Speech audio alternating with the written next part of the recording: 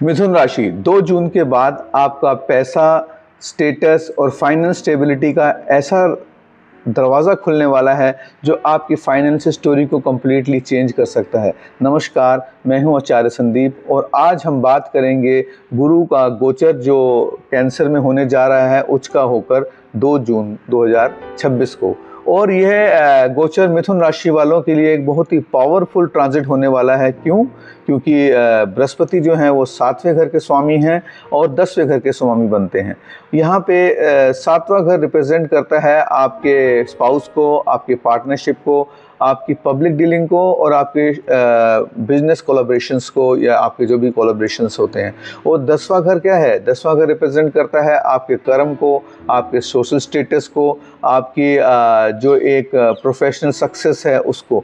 और जब गुरुदेव उच्च के होके आपके सेकंड घर में प्रवेश करेंगे तो ये निश्चय ही बहुत अच्छे चेंजेस लेके आने वाले हैं। क्यों?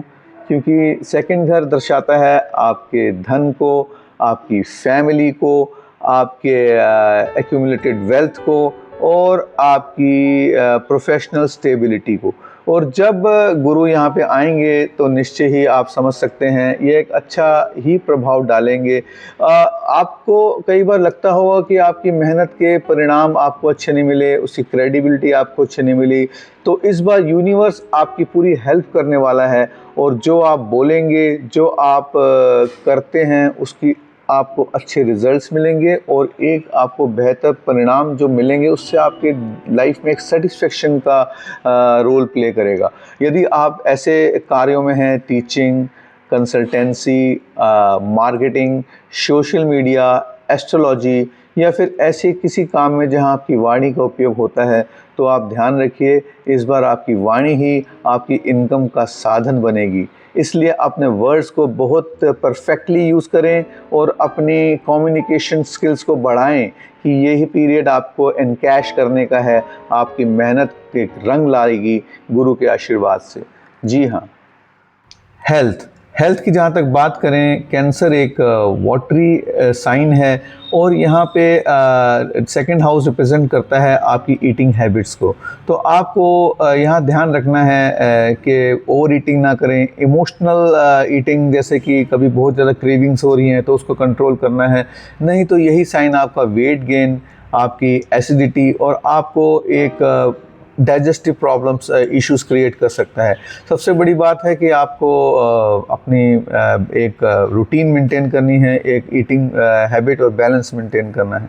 साथ में आप फ्रिज में रखा हुआ खाना ना खाएं, फ्रेश खाना खाएं और अपने थायराइड और नेक एरिया का बहुत ध्यान रखें कि यहाँ पे इन्फेक्शंस होने के बहुत चांसेस हैं।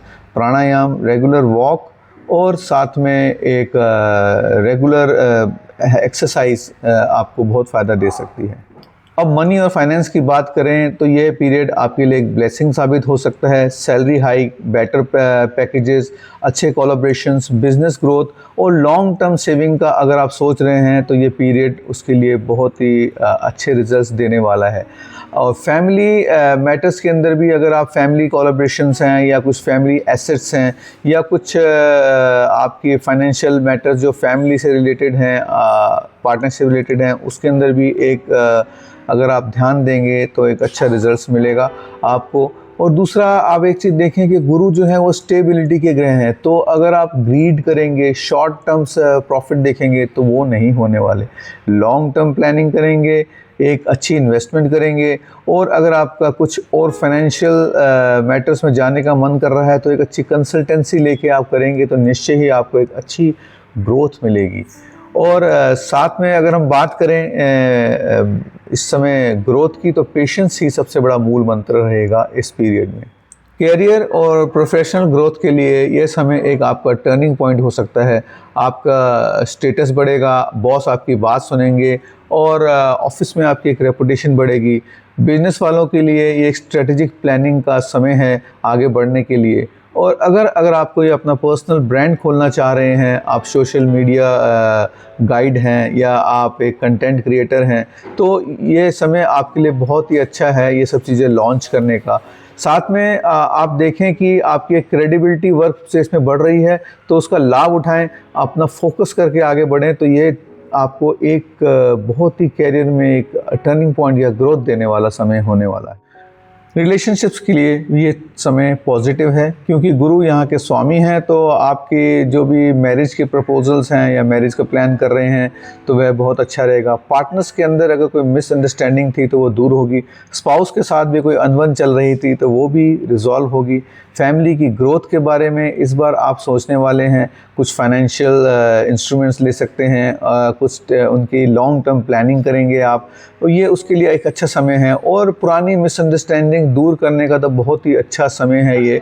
इसलिए आप इस बार फैमिली वैल्यूज़, अपने रिलेशनशिप्स को, वैल्यूज़ को पहचानेंगे और आगे बढ़ेंगे। स्पिरिचुअल मैसेज, गुरु इस बार आपको क्लियर संकेत दे रहे हैं कि अपनी वैल्यू को पहचानो।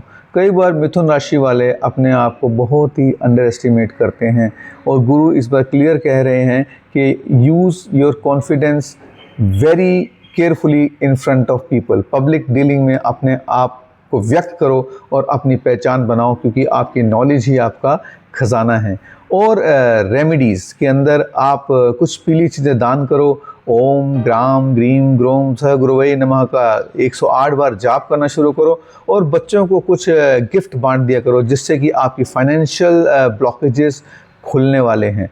और साथ में अगर आप मिथुन राशि के हैं तो कमेंट में लिखिए कि मैं अपनी असली वैल्यू को एक्सेप्ट करता हूं। और आगे अगर आपको और ज़्यादा डिटेल में जाना है तो मुझे व्हाट्सएप करें और हम आपके कैरियर प्लान को और अच्छी तरह डिस्कस कर सकते हैं।